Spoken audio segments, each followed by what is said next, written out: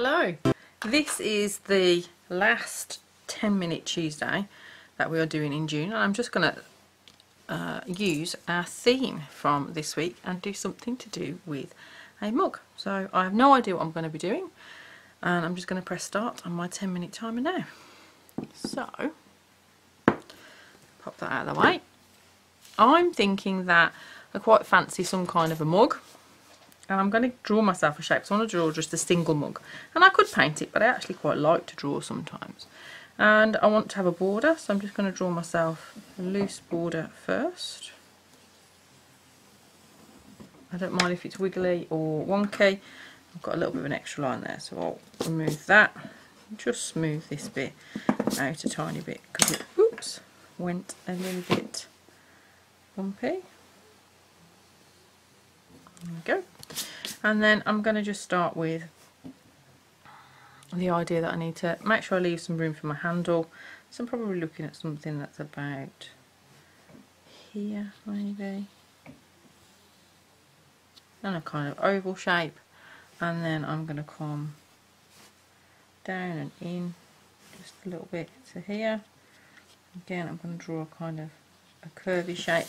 I find it easy to actually turn it upside down and get a decent kind of curve on there.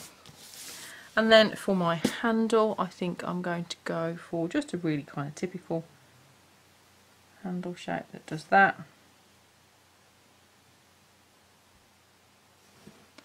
Just going to actually turn that into a little circly bit, and I want to have some liquid in my cup, so I'm going to kind of pop that in. I'm just thinking about what kind of shape that liquid might make a little bit here, because really, depending on where I have it, I'm kind of just drawing another kind of oval in there. So I've got a couple of little extra lines that I wouldn't mind tidying up, but not essential, just where I was drawing that and filling a little bit. You don't want to rub out too much on watercolour paper, it kind of damages the surface. Now this card is cold pressed. I can tell because there's a little bit of a texture to it. I'm not sure if you can see that if I woggle it, but there is. So I want to play with just some really nice wetting wet. So the first thing I'm going to do is I'm going to grab a brush, and I think I've got a number 4 round, and I am going to add in just some water to the kind of area of the mug, following the shape of it. Now it is a bit tricky to see, and one of the things that you can do to help yourself is you can tilt it and angle it so that the light shines on the water, and you can see then where your water is. Now at the moment this is what I would call almost drippy, it's very wet. But I'm doing that because I also want to pop a little bit of water into the handle area, and I need to be careful to stay kind of inside those lines a little bit. And I want to pop some water into this back part of the mug, but not into my liquid. And then it is going to be a case of having a little look in my palette of colours and seeing what I fancy. And I am being drawn to kind of turquoisey tealy colours, so I'm going to get some neat colour on my brush, and I'm going to just drip it in and see what happens. This is quite fun. And you see how it's diffusing, and you'll get some colours that will diffuse a little bit and some colours that won't diffuse at all. Now I need to work quickly enough that my water doesn't dry, and it may have dried a little bit on the back already, so I'm literally going to go back in there with a wet brush, and I'm going to just re-add the water. I don't mind that it's got a little tinge of colour, that's okay, and then just pop a couple of these little beauties, and then I'm going to swap to a kind of a cobalt tealy colour. I'm going to see if This is still moving around, and it is still a little bit of water, but you can see it's starting to dry. If I tilt it, you can see that this area here has dried, and kind of my edges are drying a little bit, so I can actually go in with some clean water carefully at the edges if I want to kind of re-wet them. But this is where you make it quite wet at the start, and that changes for me from day to day and paper to paper. You know, if it's a warmer day, it dries a lot faster. I need more water on there. I want some pink. I'm going to try this kind of colour and just pop in these dots, and this is just fun and playing, and I am using kind of neat watercolour and not watering it down, but I've got quite a bit of water on my brush. I'm just popping it anywhere that I fancy. It can go on top of colours, it can go in between colours, and I've just got to work with enough speed that the paper is still wet. Now it's very wet over here. I'm actually going to suck up a little bit of the water. Oops, there was a lot of paint still on my brush. I was just testing it there. Normally I'm holding a tissue, so I just wiped it on my hand, as you do. I'm just going to dry off my brush and just suck up some of this extra water. It's a bit too watery, and you can see that the patterns are really smooshy. And then I'm just going to go back with those three colours that I've been using, so some of that cobalty teal blue,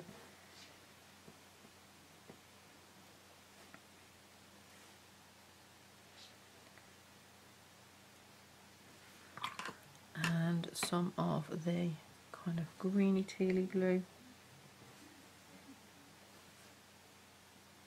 That really does diffuse quite beautifully.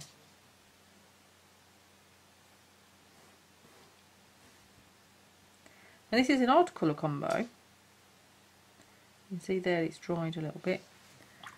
So what you can do is you can get a damp brush and you can just put some water on. A little bit too much maybe, but you know, it's all just playing. And I'm oddly wanting to pop in some yellow. I'm just going to grab some kind of a transparent yellow, I think, and see what happens if I dot in some little bits of that. And a bit different to the other, I'm doing a few dots to put in some of the white spaces and to kind of define some of the edges a little bit. So you sometimes get in quite a few of these together, and also because it's yellow and it's a bit paler, so in order to kind of see it and for it to not just mix with the colours that are there, I might need some more intense little bits, so more of it is not a bad thing. So I've got this kind of rainbow splattery mug going on here, which is really quite fun. I've got a little bit over my line there, so I'm just going to tidy that up a little bit. So this is a damp brush, and I'm just using it to pick up paint that went to the outside. I could use a tissue now to soak up a little bit of that. My tissues are really big at the moment, so I'm just going to pop this along the edge and then just press where I want to lift, and that should hopefully lift a little bit of that out. So I've lost a bit of colour there. I'm just going to pop a little bit back in, and maybe a little spot of pink.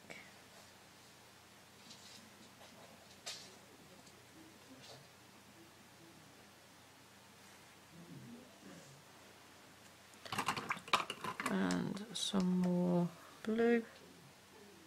Oh, it's mixed with the pink, and I've got kind of purpley blue on my brush. That's quite fun.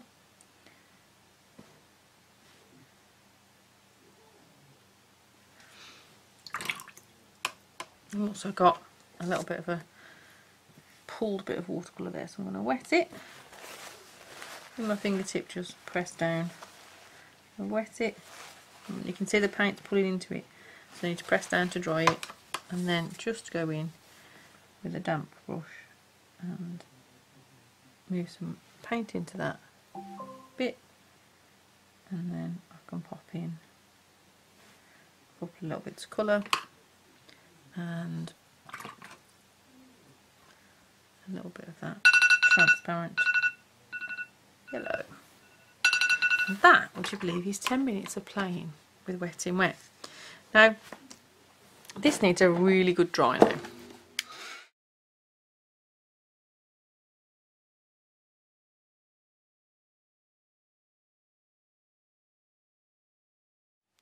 So, this is our second 10 minutes. And this is kind of a strategy that you can use to break down building a piece up. I'm going to show you what I do in the second 10 minutes. So this is now completely dry. I'm going to actually work a tiny bit on my border. And I'm going to grab some of the colours I used on the mug. And I'm just going to paint some of that transparent yellow in this. Then I'm going to grab some of that pink I used. Excuse me. It's kind of it's an orangey pink, really. Like, I can't think of the word that I need. It'll come to me, I'm sure. Just blending it in with a little bit of the yellow. And then I'm going to grab some of the kind of cobalty colour and pop a little bit of that in here. Still got a little bit of yellow on my brush, but that's okay. And when they're next to each other, I'm trying to work while they're still a little bit wet. They mix. So you get nice little kind of graduations that are similar going around. So I've got a little bit of the kind of cobalt turquoisey colour, which is very similar, just a kind of darker, deeper tone, less of a blue feel to it. So I'm just going to move those so they graduate into each other a little bit, and then maybe add another little bit of that kind of pinky colour here to blend into that.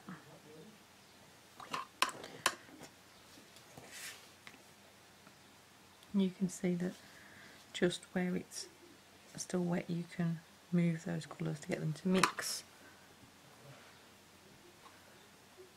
I'm just picking up a little bit more of that, just so it's gradual. Just plopping it on, really. So it's another way to play with Wet in Wet, but instead of wetting the paper first, you're kind of just working with those wet colours. So I'm just going to bring this yellow up, like this, and add in that pinky colour, so you get kind of a dusky bit of orange, and just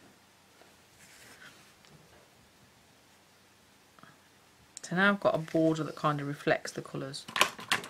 So the next simple step that I'm going to do is add in something that is going to match the colour of my liquid. So I'm going to mix these two together, and I'm going to get kind of I want a browny kind of colour. So I've done that by mixing all three of them, and I'm just going to paint that in. So just really following the line. I want to make sure there's no white gaps around the edges. There we go. If I want to, I can lift a little bit to kind of add kind of a little bit of shine or some white on top, and I've left a little bit of white there. So I've kind of got those things moving on to being finished, but obviously my mug needs a lot of definition. And what am I going to do? Am I going to leave it just like this or do something else? I feel like doing something else, and what I feel like having a play with is adding some patterning, and I'm going to start that by adding some glazing on top of my mug. I'm going to start here at the bottom and I'm trying to put this colour on the top without disturbing the colours that are underneath. And I'm going to add kind of a curvy stripe going up really gently. Now if you do it paler you'll get a subtler effect. I want some quite dark stripes, so I'm actually dripping back in, so you can see I put on the kind of the shape of the stripes that I want, make it a bit thicker, and then with paint on my brush just touch it to the wet surface to deepen the colour. And I'm going to do that all the way up, but really stroking on the first lot of paint because I don't want to disturb the paint underneath. And you can see this one's quite a bit wider than the others. That's okay.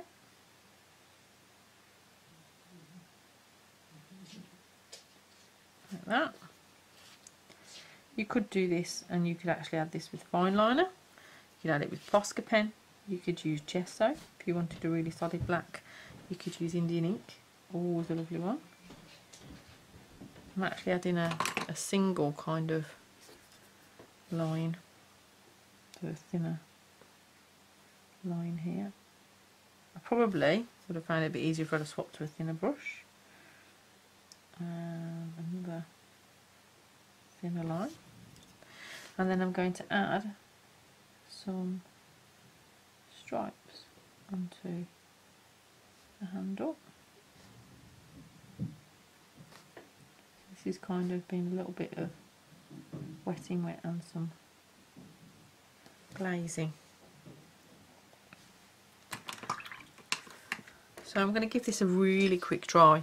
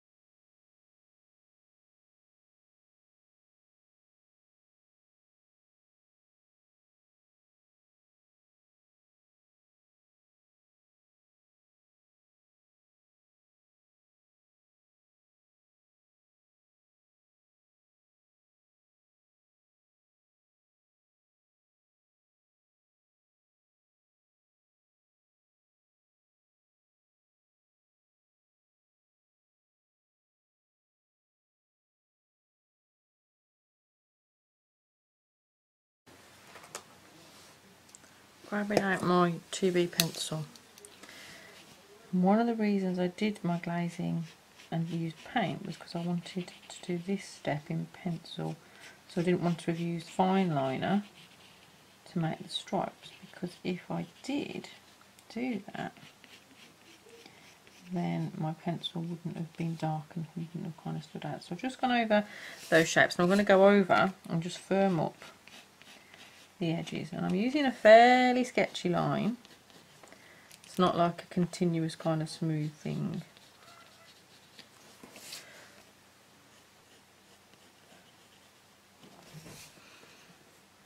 And before I started doing this I set my intention to be mindful and just to be approaching it with curiosity and without a plan. Often I come into art and I kind of have a plan. I have a picture in my head of what's going to happen and how it's going to go and what I want it to be like. And sometimes it's good to step away from that kind of comfort zone. So basically I'll just use pencil to firm up the outlines a little bit. And I'm going to grab a pencil blender and get my little grubby mix on one and just add a little bit of shading on each side here. Now, I'm doing that by smudging the pencil that's there, but also I've got a pencil blender I haven't cleaned. And then I'm going to just smudge all the way along the back because I want that to just go back a little bit. And I think in terms of the handle, I'm just going to do just carefully kind of along the inside a little bit. So now for me, I have this desperate urge to put on some white dots. I'm shaking my Posca pen because I know I've only got a tiny bit of time left. So first of all, I'm actually going to put a little bit of kind of white on the top here, and then I'm going to go along those dark little stripes that I did. And I'm going to give myself another minute, because that's all this is going to take me, to pop in some of those little white dots.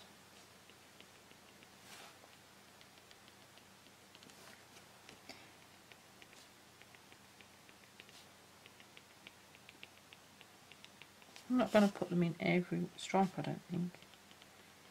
Just some of them. I'm going to put them in the bottom one. And I've got a cute little mug where I've explored Wet in Wet, and then the only thing that's left for me to do is to create and firm up this outline a little bit. So I'm not trying to draw exactly on this line, just loosely near it. And I'm going to do a double or even a triple go round with my pencil to just add a nice wibbly loose frame. So you could just leave it there,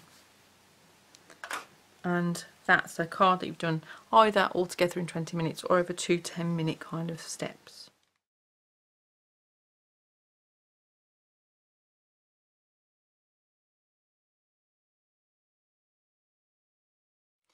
So I'm thinking I'd quite like to add some words, and what I want to do is give myself a little bit of really light guidelines. So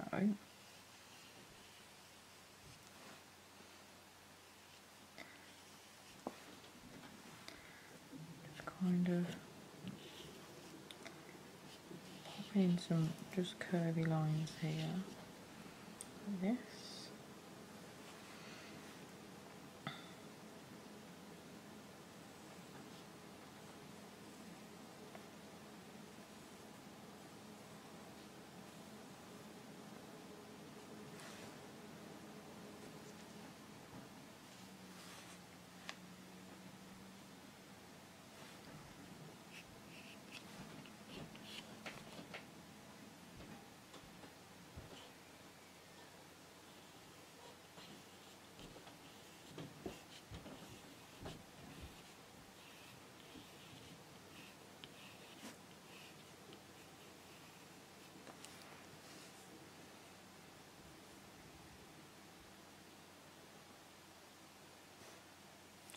Just need to alter this. So I've got 2 lines down here. There's a quote that I love that's to do with coffee, and it's something like I love it when the coffee kicks in the morning. I realise what an adorable badass I'm going to be today. And so I want to put be and adorable and then badass, and so I think if I do that I can get in.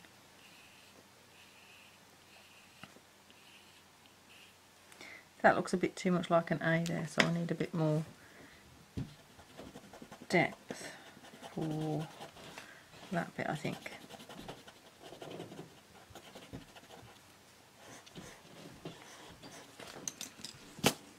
Which means the line needs to just come underneath it. So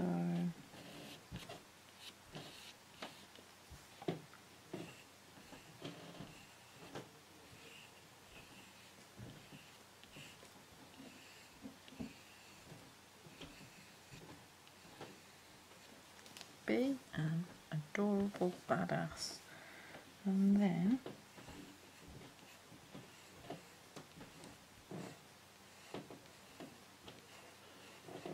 today,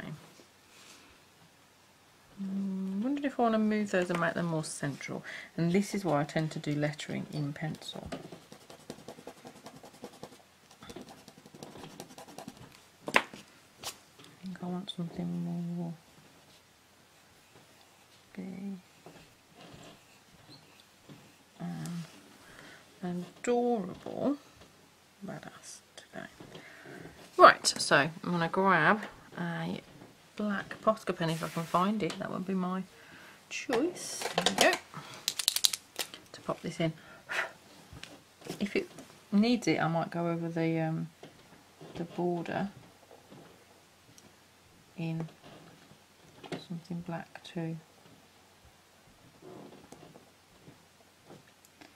So this kind of weird lettering is something I invented when I was doing a lot of lettering on a project with kids in school.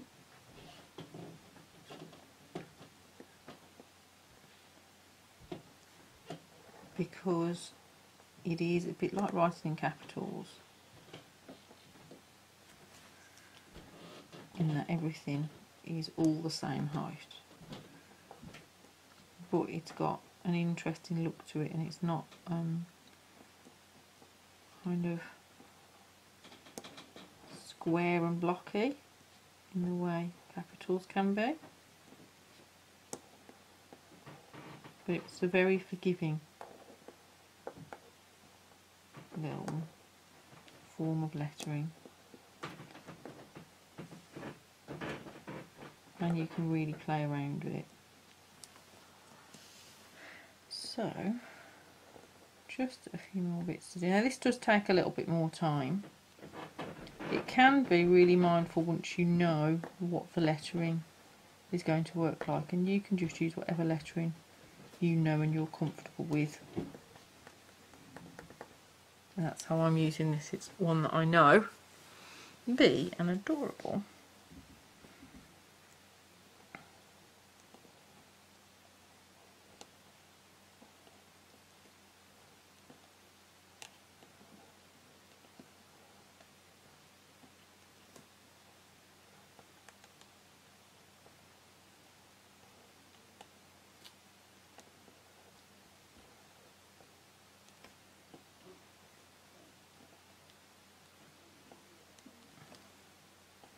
And you could put whatever quote you liked. You might have a favourite quote or something that kind of is something you start off your day with, or that reminds you of tea or coffee. You might be thinking about a hot chocolate before bed, or I don't know. Depends what your drink is and when it is. Or it could just be something that doesn't relate, but it's a quote that you like. Be an adorable. Just need to smooth that D out there. Badass.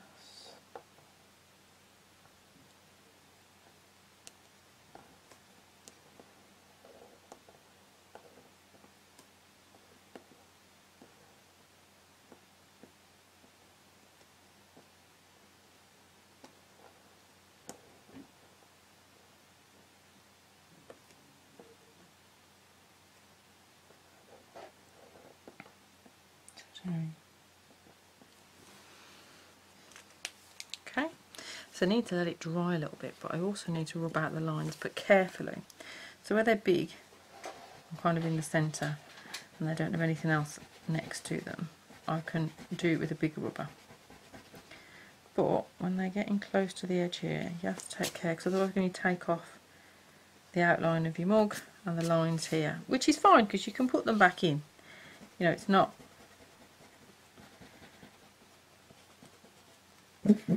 end of the world or anything like that. It just means that, like here where I've taken this off, you just go in and just re-put those lines back in, and then the bottom of the mug I kind of rubbed off the pencil line there, so I'll pop that back in. And then here I've got one that I've made fainter, so I'll pop that back in. You just look out for those. And now you can see I've got smudges and little marks and things, but it's still pretty cute. And the last thing that I want to do is I have this urge to add some splatter. So I'm mixing up a pool of kind of quite watery paint here. And I've got a tissue handy. I'm loading up my brush with that watery paint, grabbing my tissue, and I'm going to splatter. If it goes anywhere I don't want it to, like there, I just press my tissue down. I'm going to do the same with that pink and make a watery pool of the pink and splatter it. Now, I don't really want it on that back bit of the mug, and I'd like a little bit over here. Let's dot that off from the B and add a few little splatters like that. And then I definitely need some of the blue, and I'm just grabbing a watery pick of that, getting it kind of where I want, but also having a look at where I don't want it. Is there anywhere it's landed I don't really fancy it? Just press my tissue down on it.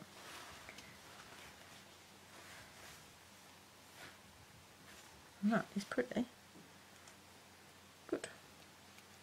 And I can go back if I want to and add a bit more of the yellow. And again, I'm just pressing down if it's places I don't want it. Because I don't want it to be super dark, you can, if you don't want it to be super dark, you can absolutely press down on top of the splatter to lift it and make it just lighter if you wait a few seconds.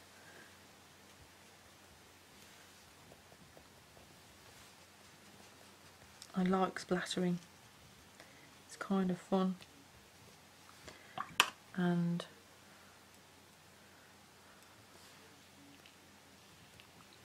you can have quite a lot of fun playing with how high up, how low down you want to do it. And the great thing is that because we've used Posca paint pens, they're totally waterproof once they're dry, so they aren't going to react or go smudgy or anything like that. So the only bit that I think I want to lift now really is just on this yellow over here, because I don't mind a little bit of the splodges, but I kind of want the border to be relatively splodge and splatter free. And we've created a fabulous little card, probably taken us about 30 minutes. I didn't set a timer for this last little bit with the lettering. And as I said, the only thing I'm not sure about is I might want to make this border and put it in with pen. But for now, I'm quite happy to move on and get on to the next thing I need to do today, which actually today is to put a new piece of black paper down on my desk, because I've made holes and tears and all kinds of craziness on this one, so it definitely needs replacing. So I hope you have lovely days. Remember, when you're sitting down and doing something like this, to set your mindful intention. If you're short of time, it can be as simple as I've said before, feet flat on the floor, bum in your chair, and you're going to take 3 deep breaths, and with each inhale you just do your inhale, and with your exhale you set the intention to be present for exhale number 1, for exhale number 2 to approach it with curiosity and observe with curiosity and fun, and for exhale number 3 to be discerning, not judgmental. And it's just like a little reminder to your brain, is this is how I want to approach this. And the key one in a way is that idea of being present and really present with what you're doing, and if your brain does wander onto what you need to do next, or what you should have done or should have said, or any of those kind of things, that you kind of acknowledge those thoughts but then bring it back to, but I want to be looking at the paint and thinking about what the paint's doing and drawing and focusing on that. And one of the techniques you can use if your brain is really busy and that is proving to be a challenge is to actually describe in your head what you're doing. So run a little commentary of what you're actually doing right now in this moment and describe it to yourself, because that helps to really get you focused on what you're doing right now. So I hope you enjoyed that. Take care, and I'll hopefully see you really soon.